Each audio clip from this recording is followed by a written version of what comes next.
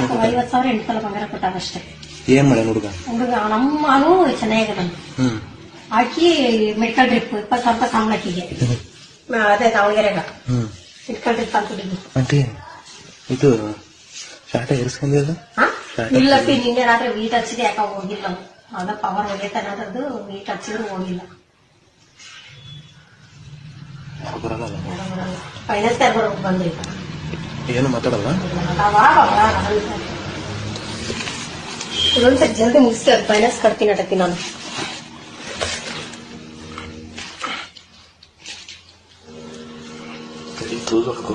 ತಡಿ